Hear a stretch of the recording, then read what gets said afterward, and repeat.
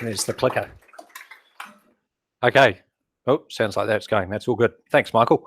And thank you, everyone, for coming along this evening. It's good to have a good turnout. Makes it worthwhile doing this sort of thing. We're, as the title suggests, a bit of a dry title, but I was sitting in a meeting with Charlotte Knox, who some of you will know. Sorry, she's Charlotte Thomas now. And heard about this emerging structural engineers, and she had a list of topics, and I thought, well, I've got a bunch of slides on this sort of line of topics that she had on a list. So this is a bit of a sort of pull together. Some of you may recognise some of the slides from various other places, but probably not quite in this order. I think it's useful to step right back and think why we're here to talk about detailing concrete to achieve ductility. And we all day to day throw around the idea of ductile design, and often, hopefully not too often, but it's easy to fall into the trap of just thinking, well, it's a convenient way to reduce design forces, make foundation design a bit easier than it might have been otherwise, and then follow through some code clauses and go from there. But basically the reason it works for us, or can work in that respect, is that earthquakes, basically, rather than imposing forces on a building, impose a displacement. So that, as you know down here, fairly from first-hand experience, ground moves underneath you, and because the building has inertia and all the rest of it, it wants to stay where it is, and so it displaces as a result, has relative deformations imposed, and then you get forces and all the rest as a consequence. What has been demonstrated and found over time is that you can apply what's often thrown around, this idea of the equal displacement concept, or equal energy, depending on what part of or what building period you've got, and basically say, well, we don't have to design for the full forces that might arise if the building was swaying around to a certain displacement. Instead, the displacement will stay roughly the same, even if we reduce the strength and let the thing yield and displace in a plastic manner, as long as it doesn't fall over sideways.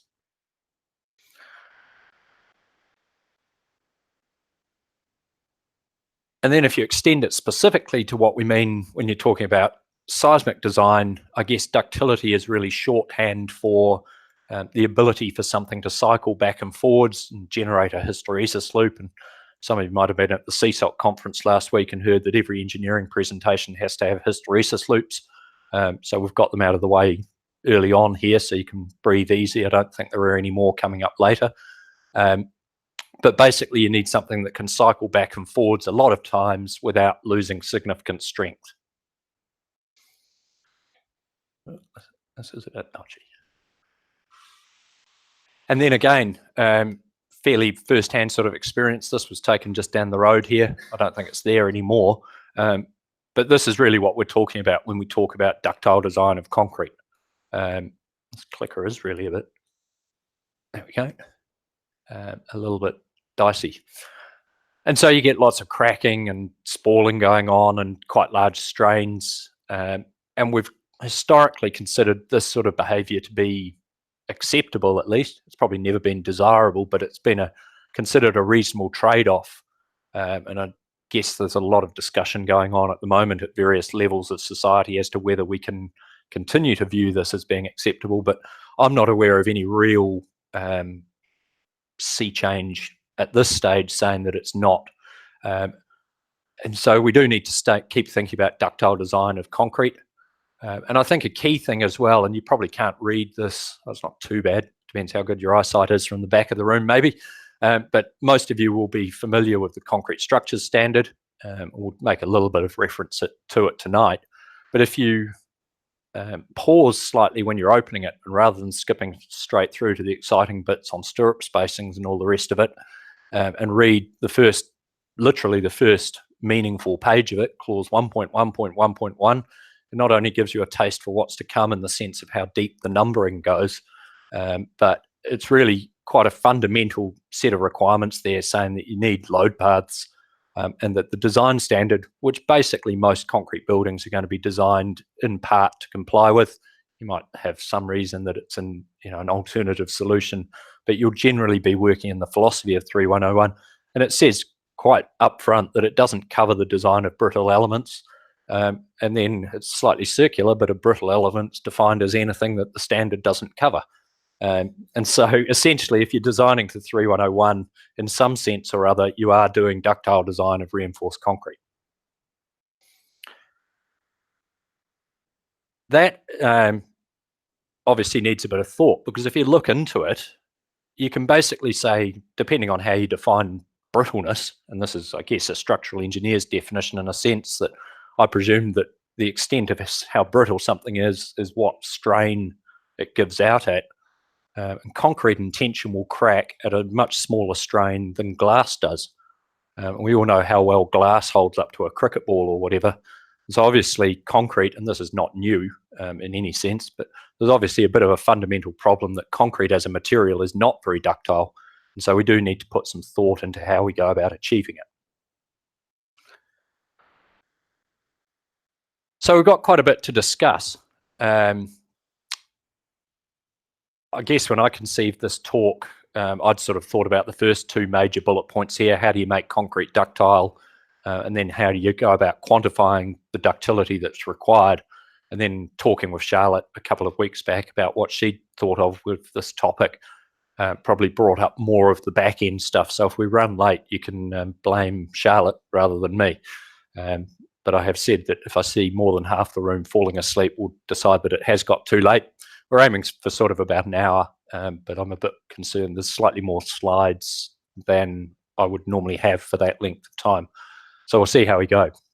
And I've seen a couple of people grabbing photos of slides. I've got no issue with that. I meant to say right up front, these will or should be made available somewhere PDF form afterwards, so don't stress too much about grabbing individual slides, whether tomorrow or the next day or a couple of weeks' time or whatever. ESE should have them available or emailed out to attendees. So I guess moving right along to what we need to do. So it seemed to me, and I juggled this around a little bit, that the two key things obviously are how do you make things ductile and how much ductility do you need? And it's kind of a chicken and egg and which one comes first. So I took a punt and have sort of gone for the how do we make concrete ductile in the first place before we get into the more sort of nuts and bolts mechanics of how much ductility we need. And I guess through the presentation generally, I'm aiming not to, or I've set out to not make it a sort of line by line crawl through code clauses. Most of the aim, there will be some reference to specifics of the code at various points, but most of it is more aiming at this is why we need to do something, and these are a few things to watch out for. So I guess there's a level of assumed knowledge in there. Hopefully it works out.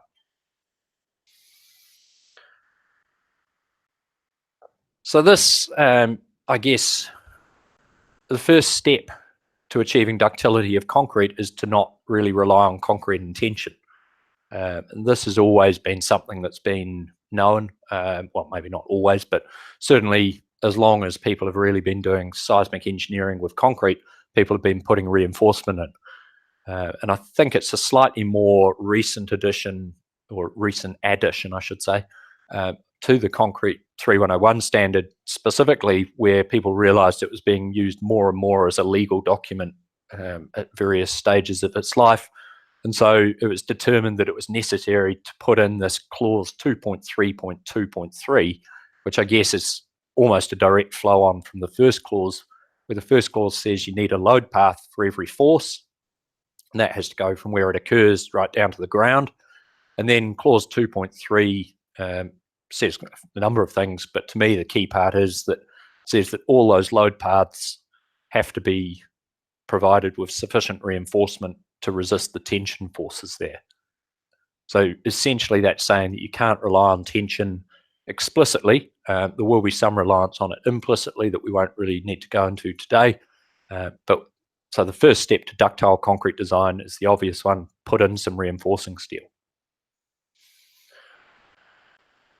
Then the second one is really going to be to control where yielding occurs. This is, I guess, less strictly necessary. You could, as long as you understand where yielding is going to occur, then in theory you can make the structure work. So maybe step 2 is understand where yielding occurs, but the practical reality is that normally it is select where it's desirable, or maybe the least undesirable spots to have yielding occurring, and then make sure that all the rest of the structure behaves in a dependable manner around that. So obviously this is what's referred to as capacity design, making sure that you've got some ductile links in the chain, and that the rest of the links are strong enough and stiff enough so that they don't start yielding, and then their behaviour matters a lot less. And we could talk about the fact that even outside of ductile regions, the concrete structures standard will generally give you enough detailing put in that you will have reasonably ductile performance. But I guess throughout the evening, we'll come back to the idea that the amount of the stringency of detailing required in a structure or in a part of a structure depends on how much deformation demand, how much ductility is required at, that location. And so if we can narrow down where the really high deformations occur, then obviously we can narrow down the regions where really stringent detailing is required. And then we've touched on it already, and we have to run through principal requirements for making sure that the regions where we need ductility are detailed to be ductile. And so within and without those regions, I guess the key requirements are to make sure the regions outside are nice and strong so that they don't start yielding. And so to do that, we obviously look at trying to control the strength within the plastic hinges. And that's, I guess, a reasonably core tenet of capacity design, to try and match the strength of the yielding regions to what you think is required, and to balance it up and down the structure and across the spans of a beam. Then the second really key thing that we probably won't talk too much about tonight, because again, fairly fundamental thing, make sure there's no shear failures. There's a lot of equations involved, but they're reasonably straightforward, hopefully, to apply. And I'd guess that everyone in the room knows that a really efficient way to avoid shear failures is to put transverse reinforcement in. And so we've got those requirements. And then the one that we will spend a wee bit of time talking about is to make sure that the plastic hinge regions have large deformation capacities. And so we know that these regions are going to rotate or start yielding and then sustain potentially really quite large plastic deformations, get the really wide cracks that we saw in the photos early on in the presentation going. And so what reinforcement is required in there to make sure that those regions can sustain that behaviour, have the concrete spall off, while still keeping the rest of the structure upright.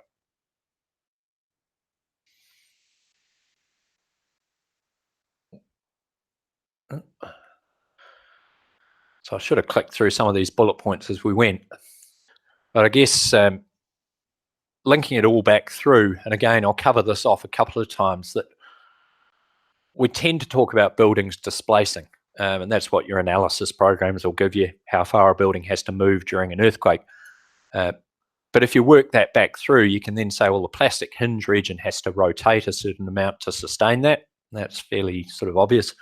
And then where it can become slightly more esoteric and a little more abstract because the units start becoming funny and the quantities themselves have a little less real meaning to most of us, is that you can then break that rotation down to a curvature demand, and then further break it down that the curvature links basically directly to the critical strains. And so you can link the amount of deformation that goes on through to the strain that occurs. And so basically to get a large deformation capacity, we're looking at putting reinforcement detailing into the concrete section to make sure that it has a really quite large tensile strain capacity, and then probably not quite as large, but a very substantial compression strain capacity as well. And so if you keep those two key requirements in, large tensile, I guess there's more than two, but avoiding shear failure and things that are quite fundamental. And then in terms of large deformation capacity, make sure that you have large tension and compression strain capacities and understand how you go about aiming towards that point, then you're well on the path to getting the ductile response that you need from the concrete structure. And so then breaking it down further, you can run through a number of key requirements in terms of detailing. Obviously, you need to be using reinforcing steel with the right properties.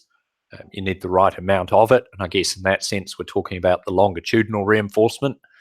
You need to make sure it's anchored well so that it can actually develop the forces that you're relying on it to sustain.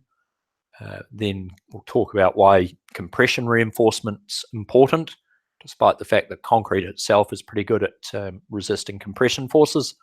And then obviously for shear strength and for a number of other reasons, we need to put in a decent amount of transverse reinforcement.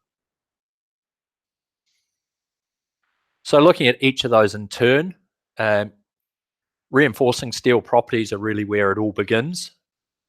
There can obviously be concerns about where your reinforcing steel is coming from, and particularly, I guess, with structural steel at the moment, that's a bit of a hot topic and not one that we're going to go into.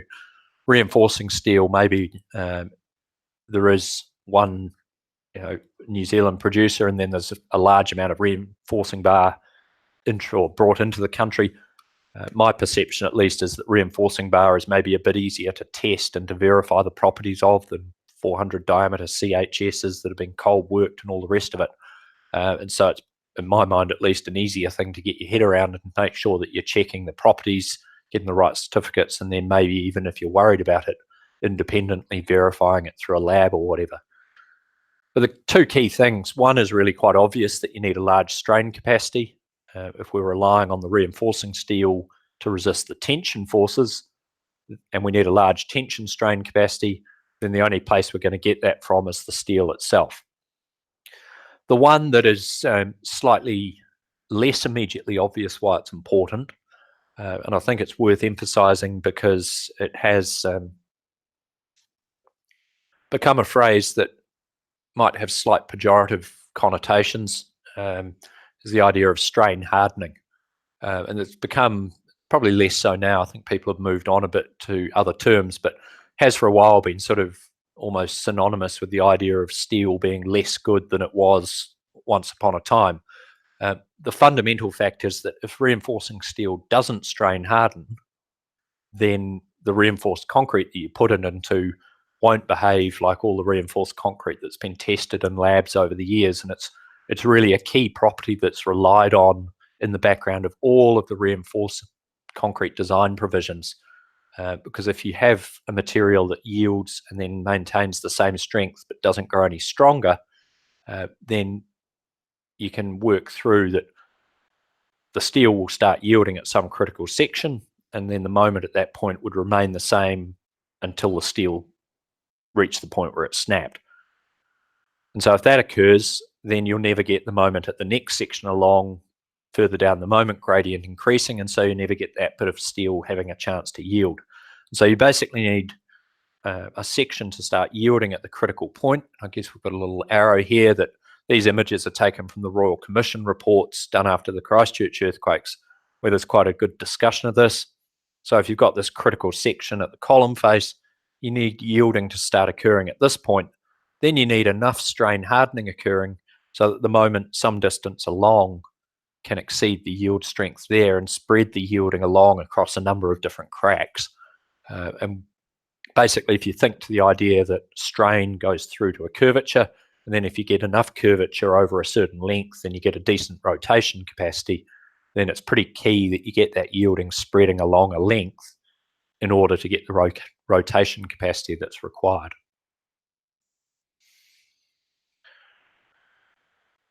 Some of you will be familiar with the reinforcing steel standard. I wouldn't advise getting too familiar if you don't need to. It talks about a lot of reinforcing steel that's basically just not appropriate for use in New Zealand, and then a couple of grades that are what's relied on in 3101.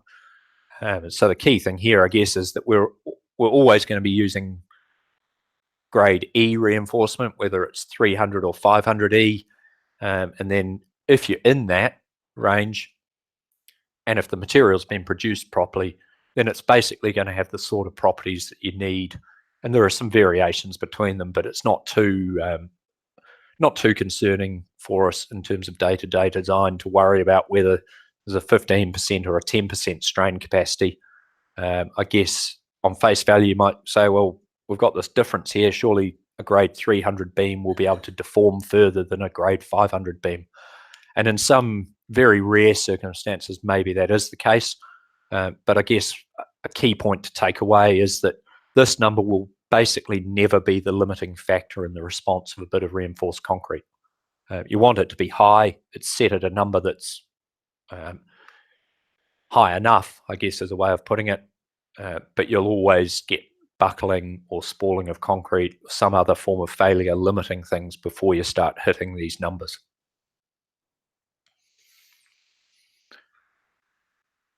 Reinforcement content is probably one that we just sort of think, okay, well, we've got limits in the standard. If we're within a range of sort of 0.5% to 2%, then you're probably okay.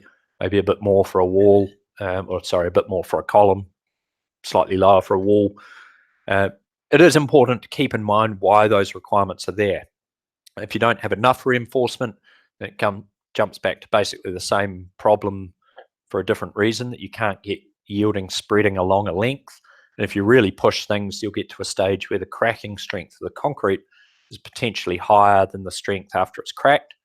It's always a hard thing to put into words, but basically, if you get a crack, if it takes 100 kilonewton meters to crack something, and then the strength of the reinforcement crossing it is only 50, then it's pretty obvious you're never going to get another crack forming next to that first crack. Once that crack's occurred, the strength will drop off at that point. You'll get all the stretch occurring at that one point, and within reason, things will not go as well as you expected. Going the other way, things become even worse. You start exceeding balanced strain conditions and all those good concepts that you get in Concrete 201 at university, where essentially if you want the section to be controlled by the behaviour of the reinforcing steel, take advantage of the 15% strain capacity or whatever, then you need the strength of the section to be limited by the bars yielding, rather than putting in so many bars that they never yield, and instead you get the concrete on the other side crushing. And so this is pretty, it's probably taking you back to early days of university, but I think it's worthwhile having a think about and just keeping in mind when you are doing design, and particularly maybe when you're doing assessment and come across a scenario where one or other of these things maybe doesn't quite match what's expected for new design. Then we've got to make sure that that reinforcing steel is anchored. Obviously, there are a number of different ways that you can go about doing that. Straight developments and lap splices and the like, standard hooks and mechanical anchors and all the rest. And I'm not really going to go into the detail of any of these. There's A, not enough time, and B, would probably get to the point of most of you being asleep if we ran through the equations in any great length. A few key points is all I'm going to go into. One that if we've got time at the end, I'll come back to because it's a real bugbear, is that you have to remember that if you're anchoring a bar somewhere, the forces from that bar have to go somewhere else. It's not like they can just disappear into space and that you're all good because you've got sufficient development length. You probably won't come across this too much with frames. It's a bit more obvious that you sort of have to cross things over and send forces from the beam into the column and all the rest of it. But walls, it seems to be reasonably common to just find bars that dump in and then maybe actually don't have enough reinforcement in the wall to link everything back into the system. Another thing that's probably not so much of day-to-day use, but I think useful to have a background understanding of, because it's always more useful to know why our standard says something rather than just taking it at face value. Most of the anchorage equations look really, really messy, and they've got all these sort of funny factors, and they're quite empirical looking equations. And to an extent, they are empirical in the sense that they're calibrated against experiments. But that's not a bad thing in itself. But what I think is a key thing to understand is that the basis of all these equations is generally really quite simple, and it just goes back to equilibrium, that if you've got a bar trying to be pulled out, it has a surface area and what really amounts to a friction force, but we call it a bond force acting on that surface. And as long as you have equilibrium between those two things, so that the force applied by the bar is less than the force that can be resisted by the bond, then you'll have sufficient anchorage. And if you rearrange things there, you can get to a form that, while quite different from what we've got up here, is basically of the same sort of form, that you've got the development length and a bar diameter times the yield stress divided by a quantity. And so what you can infer from that is that really these alpha factors and the f square root f prime c basically define what the bond strengths that you can rely on is. And if you think through in that line of thought, then the background of why some of the alpha factors are the way they are can start to make a lot more sense as to when they may or may not be applicable, and when you need to worry about the orientation of bars and so on and so forth. Another trap which surprised me when I sort of first came across it, and so I keep telling people about it. I'm not sure if I was just being a bit thick or if other people have managed to skip over the equation as well. Obviously, you need, when you're using hooked anchorages, to check the bend radius. And I can't remember the clause number. I should have put it up here, but there's a clause in the standard. I think it's probably section 8, but I'm sure most of you have come across it. And it's kind of a funny clause in some respects, because it's got all these tables saying that the bar diameter should be, the bend radius should be, or bend diameter should be 5 times the bar diameter for this, and 3 for that, and 2 for the other. And then tucked under all these tables, and quite easy to miss, is the fact that there's a little equation there that talks about the crushing strength at the inside, or the force at the inside of this bar radius. And the fact that if you've got a force pulling this way, and you're trying to anchor it on this bend, if the bend is too tight, then essentially you get a really large compression stress here. It's probably not going to cause your structure to fall down unless it was really extreme, but it will end up with things being sloppier than you expect if you get this concrete crushing. And why it's worth, I think, flagging is that if you're using grade 500 reinforcement, you'll find generally that this other equation almost always governs the design of bend radiuses in lieu of the tabulated ones that are really there to protect against fracture of the steel itself. You can get around it by putting in the extra bars shown here, but just really something to be aware of and cover off in your designs. Compression reinforcement is a slightly esoteric one, I guess. It's there for a number of reasons, and important to have for a number of reasons. The main one in terms of increasing ductility is that it will basically increase the compression strain that can be sustained and this curvature that can be generated. It increases the compression strain a bit because when this sort of situation, or just before this occurs, it's going to form part of a basket that really holds the crushed up concrete in place. This is obviously a bit far gone at this point, but if it looked more like this, then you've got some sort of a cage up here, and so you need the bars longitudinally. Often you'll have those anyway for whatever reason, but I guess this situation, if you've got a gravity-dominated beam, you might think, well, I can get away with almost no bars. There are good reasons to have it. And then I think finally, before we move on to how much detailing we require, or how we determine how much detailing is required, we obviously need to put transverse reinforcement in. And again, fundamentally, that forms part of this role of basically creating a cage of steel that holds the concrete and the core together when everything else is going wrong. But it's quite a useful steel because it has a number of different reasons to be there. So you need it for shear strength. That's all we're going to say about shear strength, as I've said. It confines the concrete. We'll talk a little bit about why that's important, and then prevents, or hopefully prevents, the longitudinal bars from buckling. Another little requirement that I think sometimes slips past people's radar, and there's been attempts recently to try and make it a bit more prominent in the concrete standard, but it's still hidden away a wee bit, is that there's this requirement in there that says that the gross area of a column has to be less than 1.5 times the core area, or it might be rephrased, written the other way around, but that's the intent of it, that basically the core area, if you rephrase that, has to be at least 2/3 of the gross area. And it's not too hard to achieve, but where it can catch you out a bit often is with piles where the cover's quite large. And if you run it through on a circular pile, you start running into trouble with this on piles as large as about 600 mil diameter, I think. And it's, as I say, it's not clearly written there, but it is really quite a key requirement. The background to it is that basically you're conceiving a scenario where a column might start yielding in some untoward situation, lose all the cover concrete, and leave you with something like this.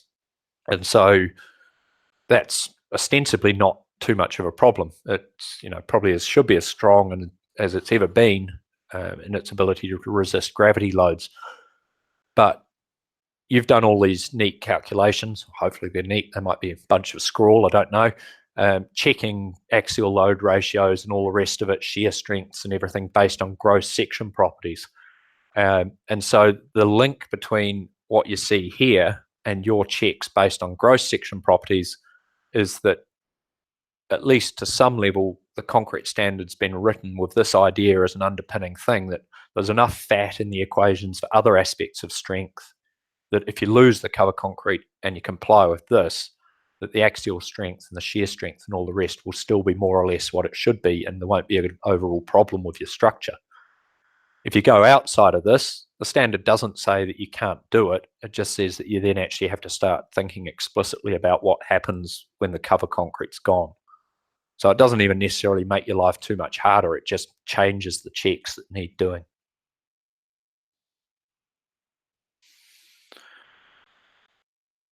Preventing bar buckling.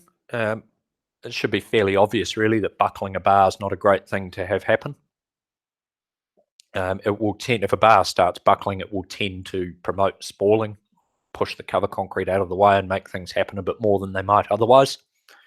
The critical thing really is that if you buckle a bar, and this is reasonably severe example, I guess, but not out of the ordinary.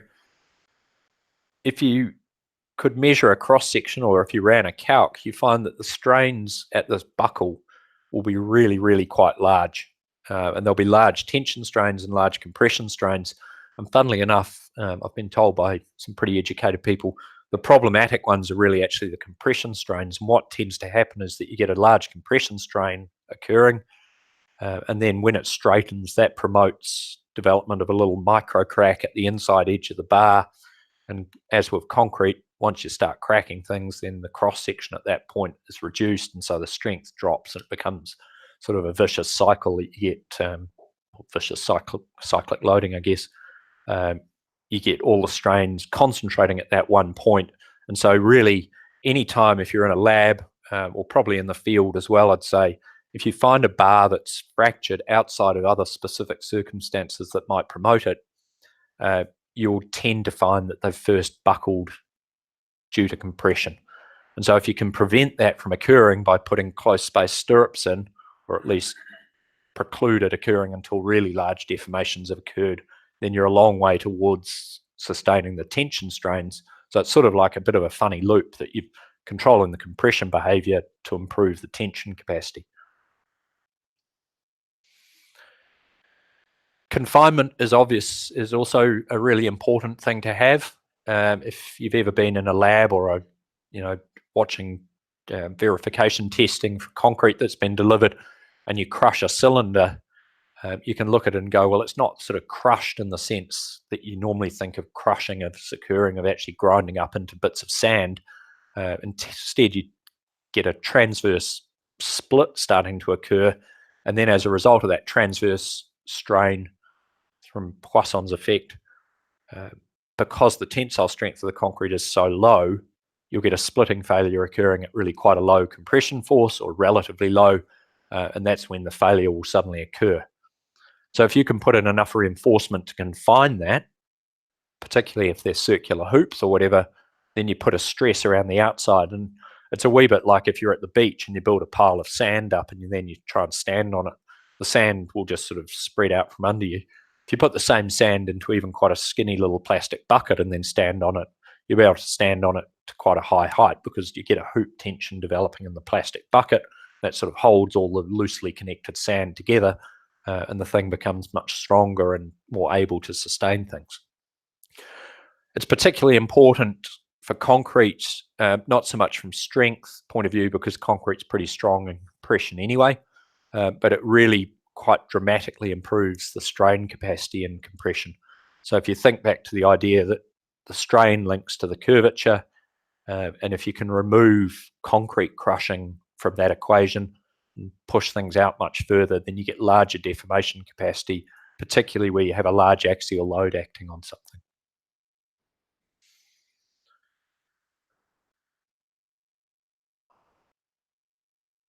If you think about all these things together, it's basically, at least to my mind, pretty well impossible to try and quantify the interaction between all the different effects.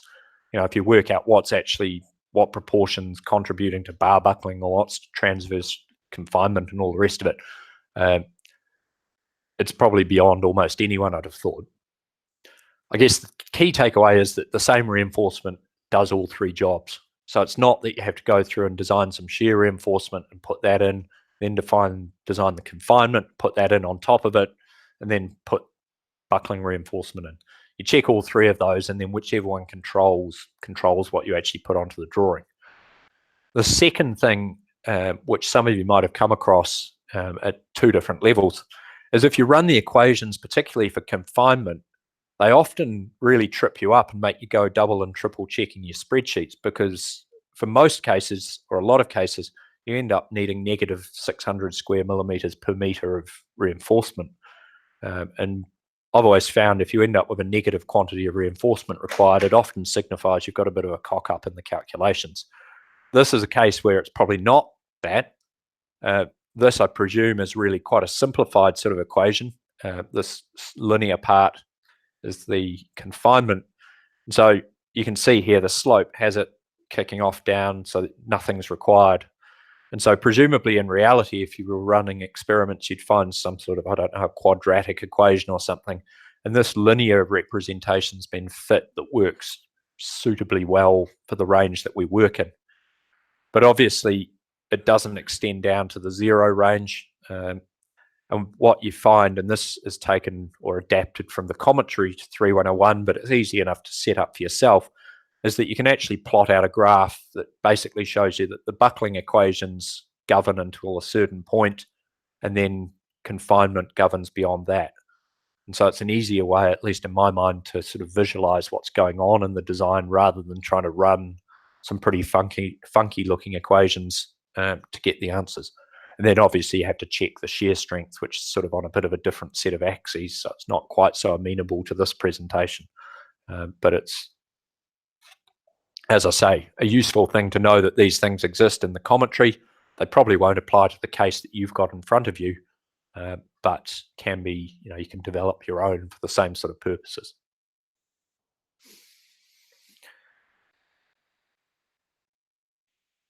Then we need to think about where we need this detailing. The only thing to really emphasize on this slide is that here we're talking about what's called a ductile detailing length. Generally, it'll be sort of somewhere between 1 and 3 times the member depth to either side of the critical section. And so it can pretty quickly head to being the full length of a beam if you've got gravity hinges and the like. We will talk shortly about the idea of an effective plastic hinge length. And I guess another key takeaway for the night is to recognise that the ductile detailing length and the effective plastic hinge length are totally different quantities, and they have totally different meanings. So the ductile detailing length is where you have to put the detailing. The effective plastic hinge length is a convenience that we use for calculation of other quantities. So they are quite different values, and can cause a bit of confusion because they kind of sound pretty similar.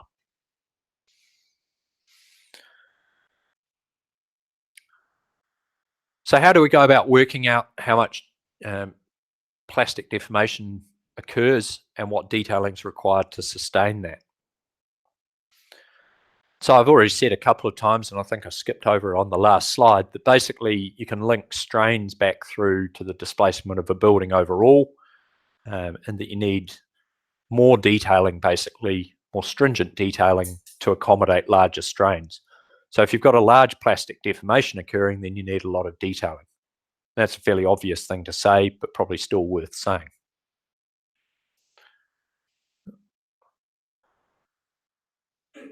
This is basically the same sort of thing, easily put in brackets there because it's not that easy to link plastic displacement of a building through to strains, but it can be done. And we'll talk a little bit about how we do that and how you simplify things.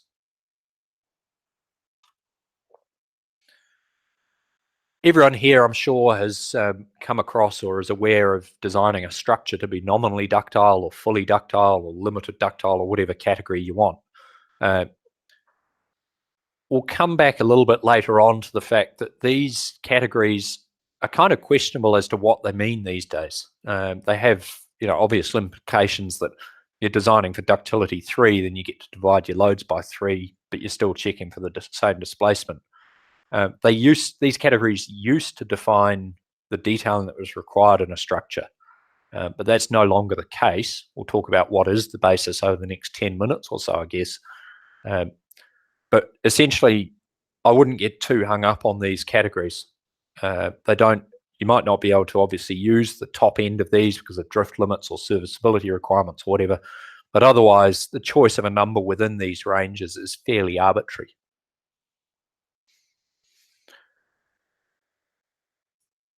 And the reason that switch has been made is that essentially trying to say that the plastic deformation or the ductility demand on a building overall is not a particularly good proxy for what the critical demand or the plastic deformation demand at the critical locations ends up being. And so I tried to work out ways of saying that in some sort of mathematical sense, but basically it means that you can't look at a structure, or you can't write a general rule that applies across all designs for concrete buildings and say that if the displacement ductility is 4, then the critical strain in the plastic hinge is 0.002, whatever the number is. Just doesn't, there's no simple relationship like that. And so if you take that concept and say that the strain determines, in some sense, what level of detailing is required, and we can't look at the building displacement ductility and work out what the strain is, then we shouldn't be using the building displacement ductility to determine what the detailing required is. And we'll show a few different, hopefully, ways of demonstrating that that's the case. But if you take what I guess is the simplest structure that we can conceive, a flagpole or the traditional lollipop, and say, well, the displacement ductility is involves the plastic displacement and the yield displacement. The plastic displacement's roughly proportional to the total height because you get we idealize a concentrated rotation that's somewhere around the base of the cantilever here. And so then the plastic rotation gives a plastic displacement, whereas the yield displacement arises from curvatures over the full height. And so going right back to fundamental mechanics, that yield displacement will be proportional to the height cubed.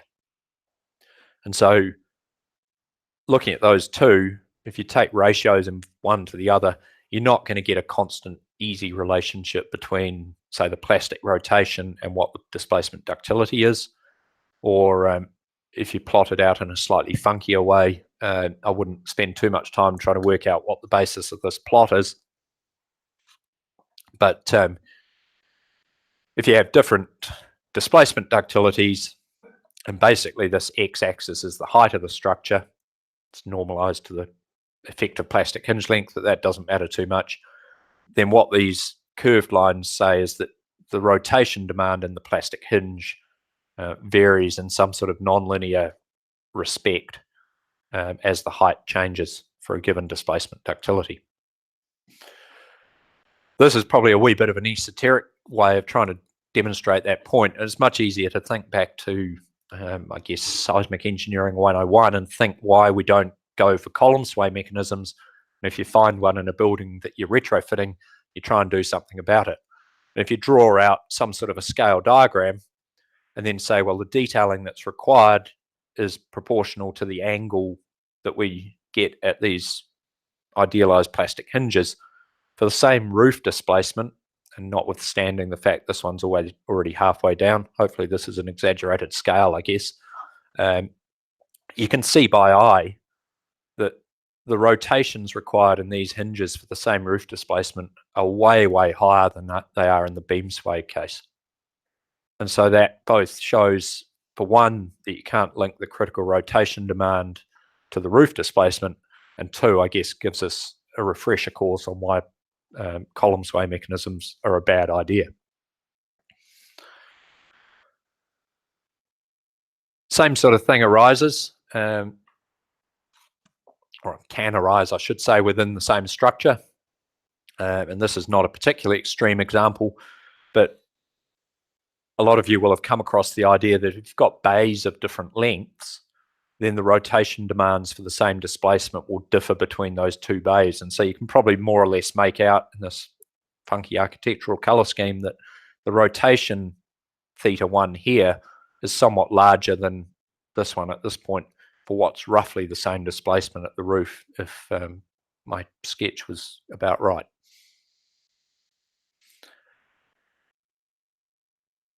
And then it's also probably pretty obvious to say that the hinge rotation required varies with drift. Obviously, if a building displaces 1%, it needs a certain rotation in the plastic hinges. If you double that drift, then you'd expect at face value that the hinge rotation has to increase. And so that alone gives you the obvious answer. The drift varies through the height of the building. We know that from every analysis you run. So therefore, the hinge rotation must vary over the height of the building as well. And again, fairly crude demonstration of it, but obviously the rotation at the roof is going to be quite a lot lower in a typical frame than it is down around the third point heading up the building. And so really it's a fundamental thing that while it worked kind of well and was pretty simple, it's not a particularly good basis for determining detailing requirements to look at the overall behavior of the building. And so the idea of categorizing a building as high ductility or low ductility is only sort of a starting point towards what level of detailing is required, or maybe a hint is a good word rather than the answer.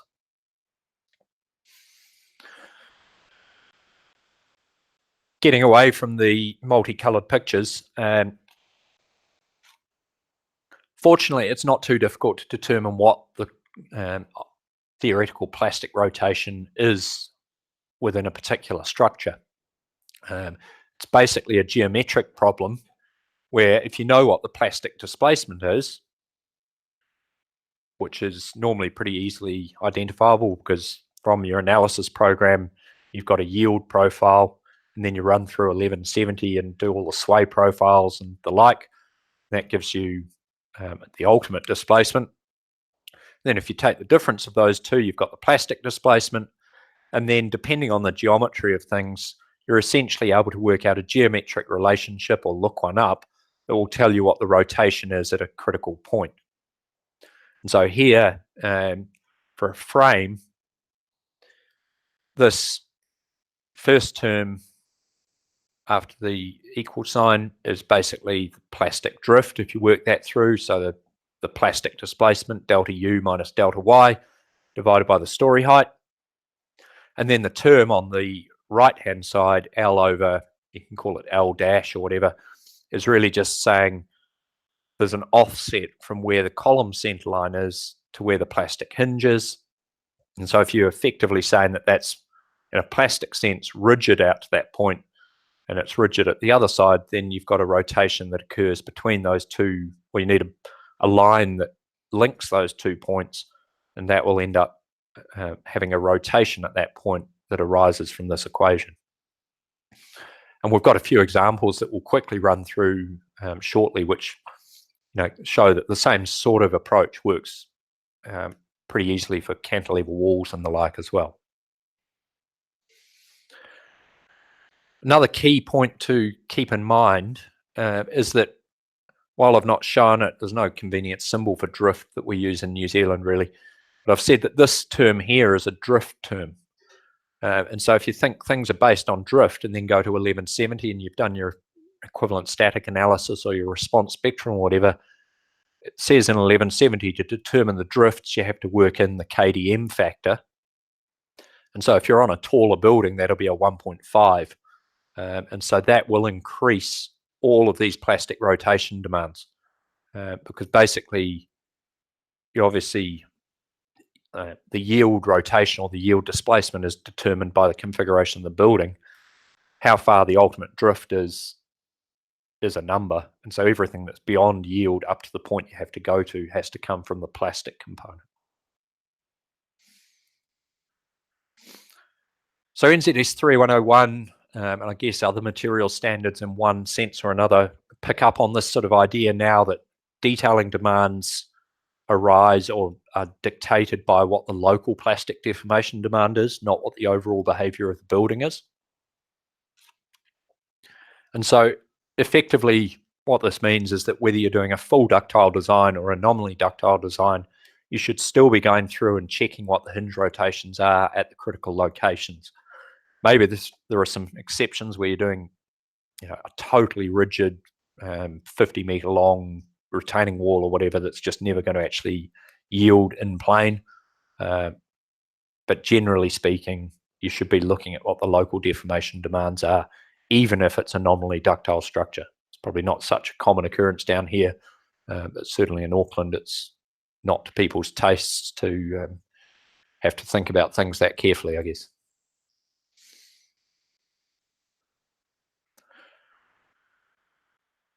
We could have a debate about whether it's the ideal way of doing things or not, but currently NZS 3101 uses this idea of a material strain index, KD. So we've got KDs and KDMs, and there's another KD in 1170, I think. So it all gets a bit confusing in that respect. This one is the KD where the values are sort of between 1 and 20, rather than the 0.85, which the other KD is, or the 1.5 that you get for the KDM. This looks kind of like a curvature ductility value, and effectively it's calculated in the same sort of way. But if you're ever trying to compare this to what's reported in experimental research results or whatever, they're not quite the same thing. And the reason for that is that this KD is really just an index value that has been used to link plastic rotations observed as being achievable in lab tests. So you get a beam and wiggle it back and forwards 20 times or whatever and say, well, that's sustained 3% drift a sufficient number of times. That's a plastic rotation of 0.04 radians. And so we're happy to design for that. But for a reason that's not quite clear, rather than putting in a rotation limit and saying the rotation is whatever it is, 3101 gives you this KD index where they convert the rotation to a non-dimensional index value with this notional yield curvature. And so you need an effective plastic hinge length as well. That means we have to go through some more slightly convoluted graphs and things. If you try to work out for reinforced concrete in any level of accuracy what the plastic curvature actually is at a critical location, or even at a location along the length, it's complicated by all sorts of things like cracking and yield penetration and spread of strains and all that sort of stuff. Instead, the approach that's typically taken for interpreting experimental results is to say, well, we know what the maximum curvature should be based on some calculation method. And we've looked in the lab and said, well, the observed rotation is a number. And so if we take the calculated curvature limit at the critical section and say that that value is constant over some length, that multiple can give us a rotation. And so the plastic hinge length, or the effective plastic hinge length, is by definition this length here, where you could say that rather than having this real complicated distribution of plastic curvatures and strains, it all gets concentrated, it all occurs based on the critical value. And so then the critical value times the effective plastic hinge length gives you the plastic rotation. So you can never actually go into a lab and really measure where the effective plastic hinge length is. They'll still be yielding beyond that point and all sorts of stuff going on. And as I said, and it bears repeating, it's not the same thing as the ductile detailing length. If you look at this picture here, and you might have seen it, it's from one of, I think it's Paul Ann Priestley's book that it first comes from. The implication of this approach is that you have yielding well beyond this effective plastic hinge length over something that's more like the ductile detailing length.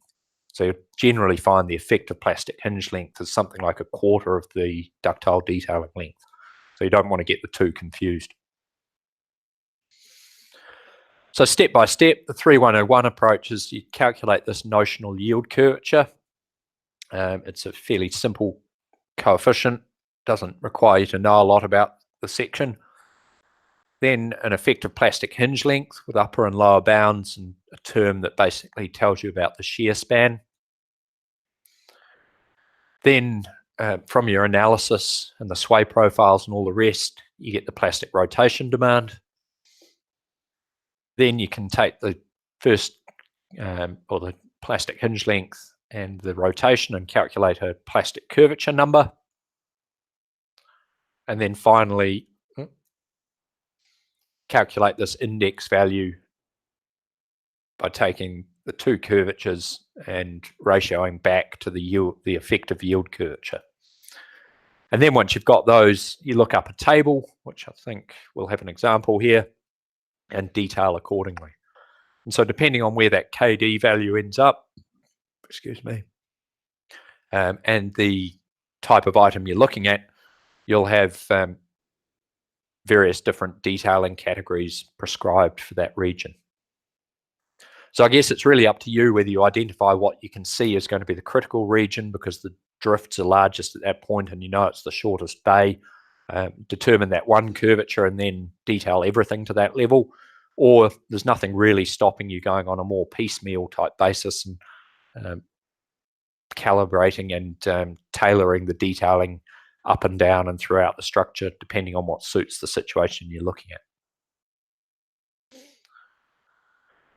So jumping through an example quickly, if we say we've got a pretty typical beam, and as I say, these slides will be up somewhere sometime fairly soon, so don't worry about the numbers. And you can run through these calculations really quite quickly, get a yield curvature just from the section geometry and the reinforcement properties.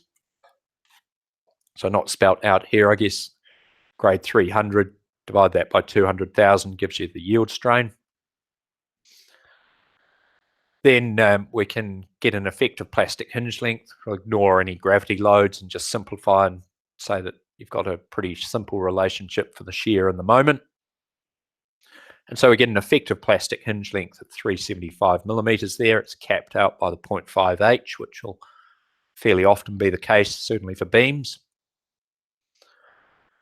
Then if we say that it's a nominally ductile frame, you can tell the presenters from Auckland, story height is a number, doesn't matter too much what it is. And then from whatever analysis you're running, you'd have an elastic interstory drift, maybe say 12 millimeters. Then once you've done some sway profiles and all the rest, you might find that the design interstory displacement is somewhat larger than that. It's obviously going to be at least 1.25 times that value, but here a little bit bigger. And you can convert those values through to drift values. So then because we've got that KDM factor of 1.5 for a 12-story building, the plastic drift, despite the fact this is a nominally ductile building, ends up being really quite a lot larger than the elastic drift. And so correspondingly, you get a relatively large plastic rotation value compared to the drifts or the yield drift that we're talking about.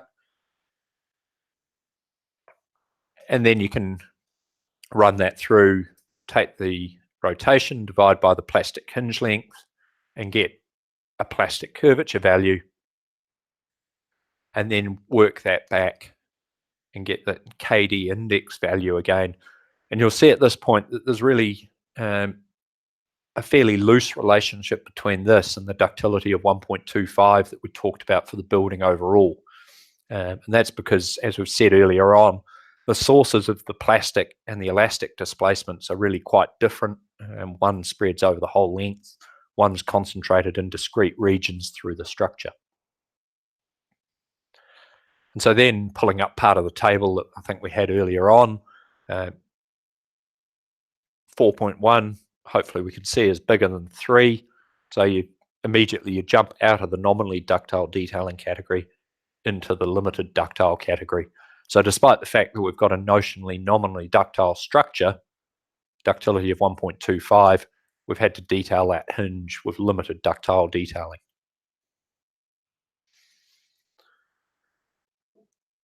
And we can take the same sort of thing for a wall. I'll skip through this pretty fast because it becomes pretty old pretty quickly. But I guess the interesting or the different point here is that there's a slightly different relationship between the displacement at the top of the building, which has not appeared here, but delta T should be the total displacement at the top, versus, and I guess there's a missing consideration here of sway profile maybe, but you've got a relationship again between the displacement at the top and the distance from the top down to the plastic hinge or the center of the plastic hinge, H dash here.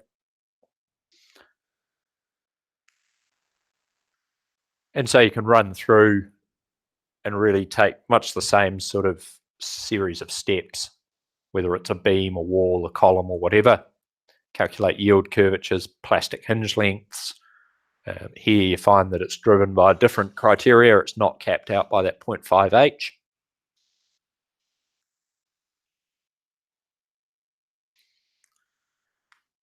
And you can calculate the plastic rotation and consequently get the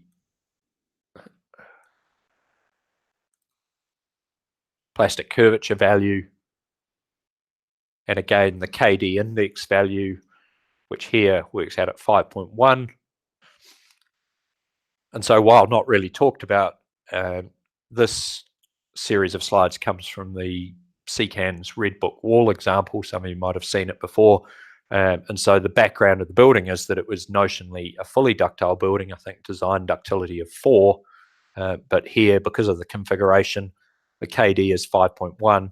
So for a doubly reinforced wall with boundary elements, because we have those big flanges, you're basically well within the limited ductile detailing range. So again, I guess an illustration that the two things are not really the same, and the choice of fully or limited or nominally ductile design for the building overall is probably of relatively small importance. The demand is going to be based on the nominally ductile, but we detailing for limited. In the first example with the frame, yep, that's right. So the loads would be. For this wall, it's the inverse. So the design ductility for the forces and everything was 4. So it was a fully ductile in that sense, but the detailing required was somewhat lower than that because it's a relatively stiff building, I guess, and not. I don't think we actually looked into why it worked out the way it worked out, but double and triple checked. So it can go either way is basically the takeaway.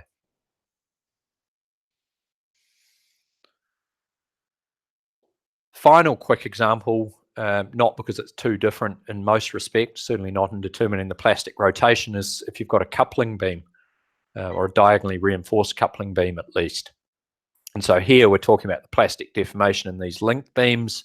It will be a pretty large deformation demand typically, and the difference here is that it's a shear deformation type situation. And generally, if you look into it for a range of different things, squat walls has a similar situation.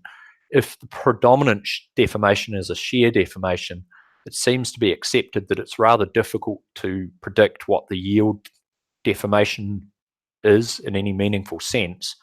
It's not to say that it doesn't have a yield deformation, but it's a bit difficult to separate it out and apply it in a meaningful way that can be reliably tracked through. And so instead, you'll tend to find that you just get rotation limits prescribed overall.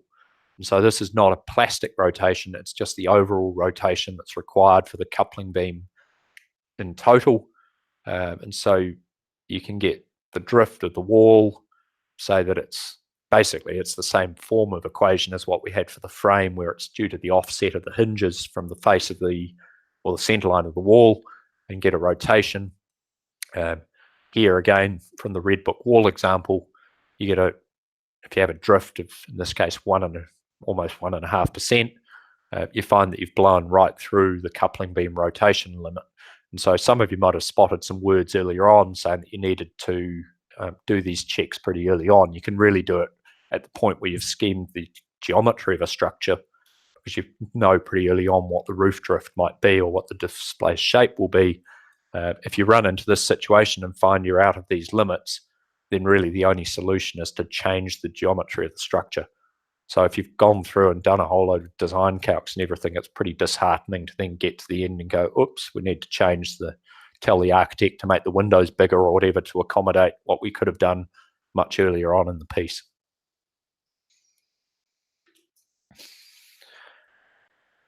Now we're running slightly on the late side, so a few additional thoughts, which I'll talk through pretty quickly, with again the emphasis that the slides will be out there. And these are really just sort of some things to take away as sort of watch out kind of things. So one which doesn't really flow through to design as such, but if you go into the concrete structures standard now, you see things referred to like peak displacements, and everyone's probably familiar with the idea of designing stairs to sustain peak displacements. And it all flows back to the fact that we've got this SP factor floating around in design, which I've not talked to. But if you follow the logic through, and it's probably something I'm not going to talk through right now in great detail, but we initially start off and we've got an elastic responding sort of thing, and then we divide by a ductility factor, and then so that just drops the forces involved, but we multiply back through by mu, so you're all good at that point. But what we don't really think about often is that we've also multiplied by SP. So we drop the forces again, but we never multiply back through or factor it out. So when you're doing all this detailing checks, you're actually really only considering 2/3 of the displacements that in theory float around. And there's all sorts of different arguments why the SP factor's there and what the structure really sees during an earthquake.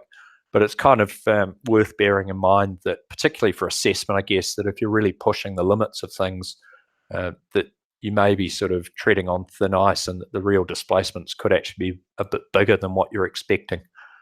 So maybe a warning not to push things too far in that respect.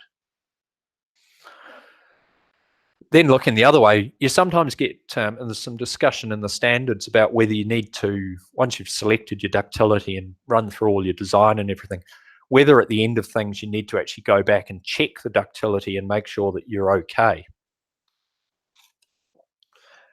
And I think the answer, despite what might be implied by some of the commentary in the code, is that the way things are set up now, it's probably not a necessity to do so.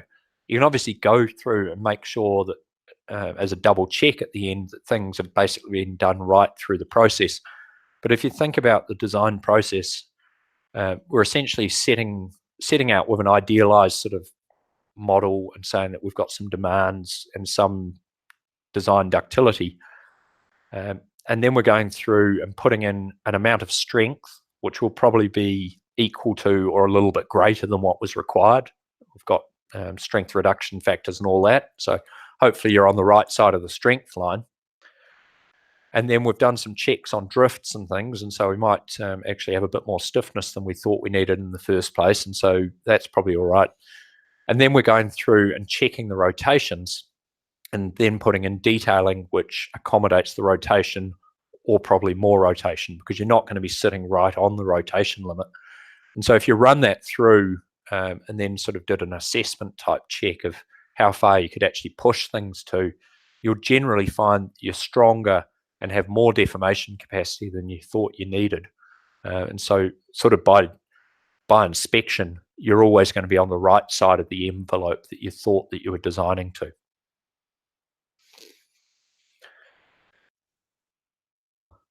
Then there's this idea of whether it makes sense for our design standards to talk about nominally ductile structures and limited ductile structures and fully ductile structures. And historically, there's obviously been a bit of a difference between these, but really, if you look into it now, these categories almost become insignificant. You've got different SP values maybe, but often you can get around that with some detailing put in to get over that point. And we're looking at some different clauses, but you're checking the same sort of rotations in both of these cases.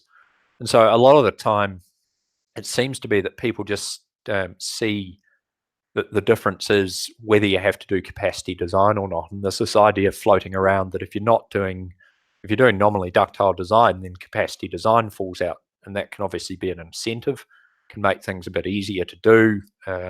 Things are more directly related to your ETABS model and can simplify everything. You also get away with some lesser detailing maybe for nominally ductile structures, and certainly if you're not capacity designing things, then maybe you're in that lesser category. So I think there's all these sorts of things that are pushing the idea that nominally ductile buildings might be a good way to go, but that's not necessarily where you're ending up with a structure that's got less reserve and it's probably less predictable. And the real question, I think, is it actually a correct perception that you don't need to do capacity design? And strictly speaking, it's probably correct in the sense that there's this clause in 1170 that says capacity design shall be applied to limited ductile and ductile structures.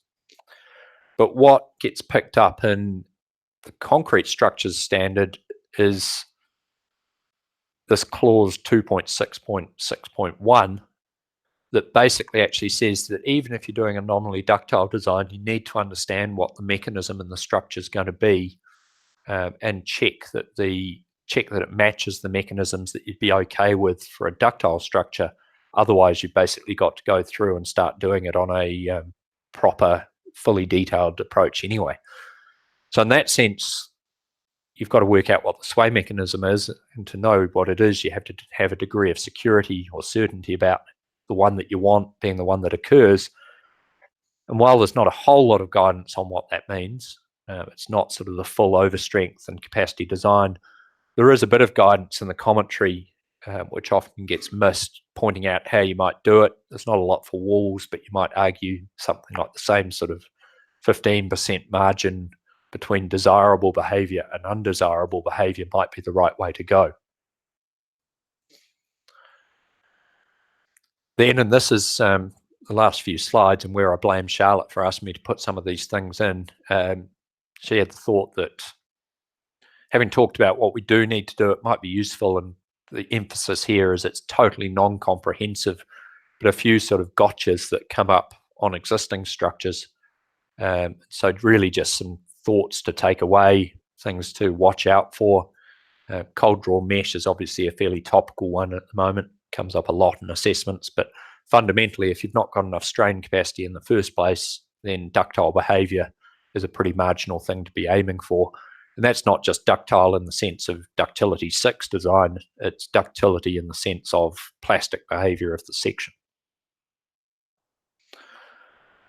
Other ones to watch out for, things like inadequate lap splices. We didn't really touch on the idea that lap splices and connections and things obviously in design are required to be placed outside of the really critical regions, and in existing structures they're often not. So they can be fairly detrimental to performance. There's some good information out around the place. The yellow C5 covers them in reasonable detail now, although not quite with the clarity that with hindsight might have been desirable, but there is some good information around about what the impacts might be. And then the same sort of thing can affect transverse reinforcement. I'm aware of at least some buildings around Wellington. I'm sure there are some in Auckland as well, where you get stirrups with great big lap splices in the cover concrete, and depending on the situation, that's going to be a pretty catastrophic potential failure. And if the cover concrete goes and there's a lap splice relying on that cover, then it's not going to do much good. Then, as I said, a personal bugbear is load paths from lap splices, and particularly walls. You'll be relieved to know this one's not anywhere near Wellington, and probably more relieved to know it's been well retrofitted now. But if you get a situation where you've got, I think it's 4 32mm bars here dumping into a wall, I mean, for one, there's a bit of a question mark about the length of these hooks, but putting that aside, if you then look at that, you've got sort of a load path that goes into a column and then around a corner, and there's some round bar hairpins linking the wall to the column, and there's sort of 12mm bars at 400 centres. So it's kind of questionable how many of those you can even pick up from each of these beams.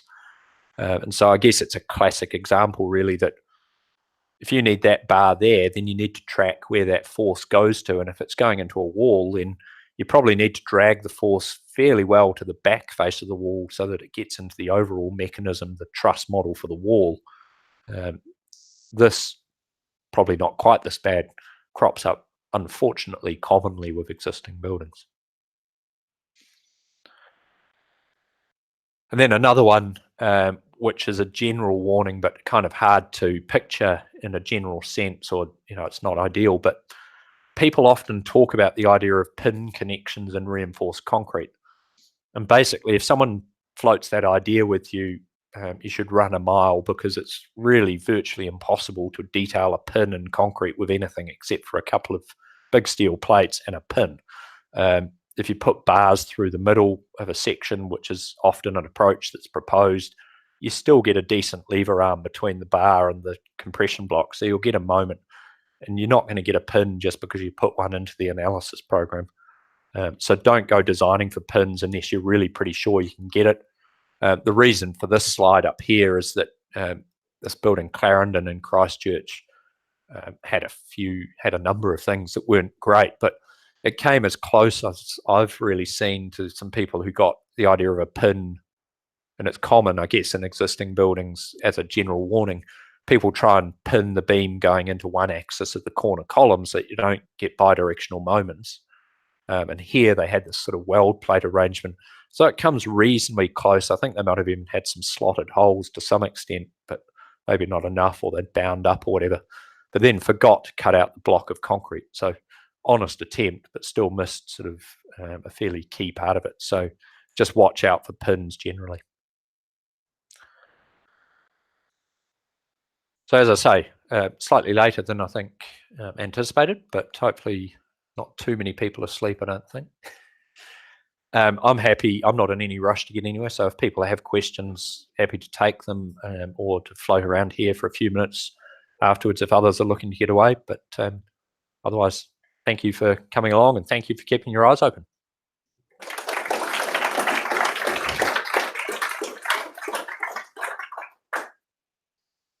Yes.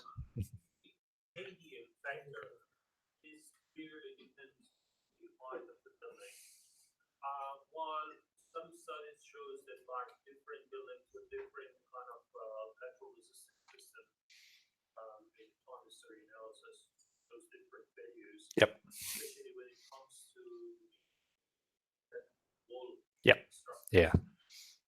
Is there any suggestion to take into account a different number for the KDM? Depends on the petrol resistance. Depends on what you mean by a suggestion. I've tried to suggest it to people that that's an area that someone at one of the universities or whatever should pick up and put into 1170. So I agree totally that the background, basically KDM, trying to explain it to anyone who's not familiar with it. If you do an elastic analysis, or really any analysis short of a time history, you're smearing out all the information about time from the analysis. And so the building's flapping around in time. You're in some sense the analysis is aiming to predict the peak response at each story at some point during that earthquake. KDM looks at the fact that if you compare a time history analysis or response history analysis of a building with that equivalent static or response spectrum analysis, that typically you find that the peak at story 6 doesn't coincide with the peak at story 5. And so if you say that the peak drift is 6 minus 5, but in fact 5 is over, not as far over as you think it is, then you get a bigger drift.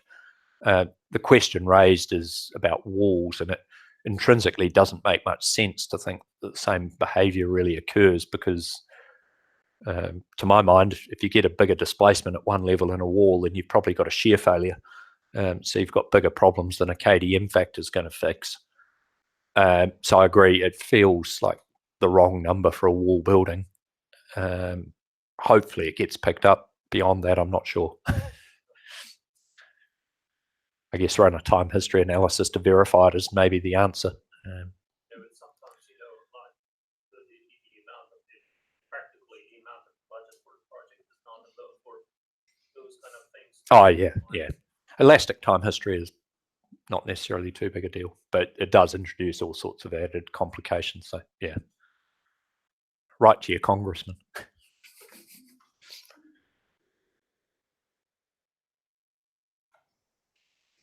Yes. Oh yeah.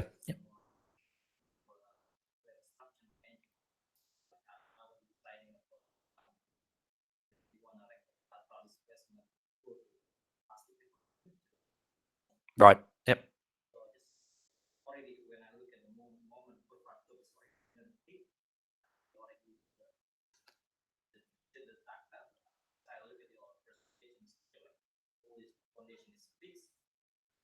This model is used to get us and linear spring. So just right, I want displacement at 50 mil. Instead of using non-linear, just need like single value at linear for the lateral, because the idea is that the load from the when they use a fixed model, the load is so huge. Yep. You want to reduce load by increasing the building period. It's like once you know the philosophy on this acceptable of this already simply your foundation 15 mil and the base. Yeah, it's so the question, rephrasing it to make sure I've got it right, is basically what happens if you have elastic flexibility in the foundation, and how does that impact on the design and the ductility required? And it's a really good point to raise, and you're correct that the analyses shown here are all very simplified with fixed base. It's a good point in this. I have a slide that actually sort of covers that off, that it's a point that's raised again in various publications dating back to about the 80s, that if you have foundation flexibility and in ductile design, it will increase the deformation demand on the plastic hinges, because basically you get a greater elastic flexibility, which translates through longer period, as you say. So the overall building displacement required is bigger, but all of the plastic deformation still comes from the same plastic hinges. So in answer to the question, is it acceptable? It's acceptable if it's followed through correctly, I guess. So you can take that approach, and it's realistic, obviously, that some foundations have flexibility and none are perfectly rigid, or probably almost none. Some might come pretty close to it. So you certainly should, it's correct to take account of it, and then needs to be followed through, and will tend to lead to larger rotation demands within the, plastic hinge regions.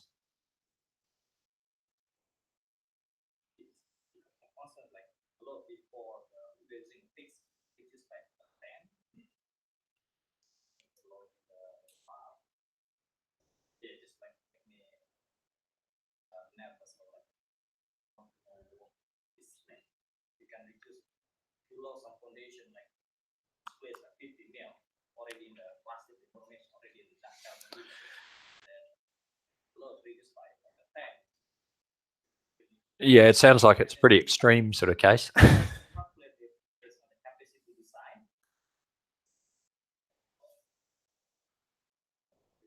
Yeah.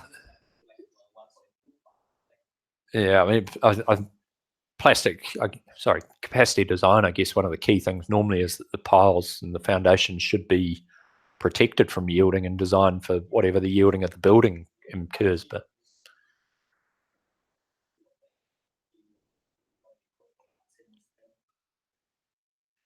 right, yeah. I mean, I guess if you've got yielding foundation elements, the same sort of logic applies as here, that you'd need to go through and work out the rotation demands on those and detail accordingly.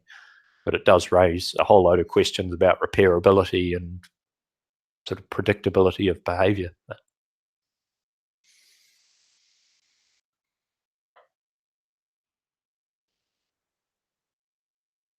Okay, well, I'll hand back over to Michael and Jess. But as I say, I'm happy to hang around for a few more minutes afterwards. So if anyone has more burning questions, grab me afterwards and feel free to fire away.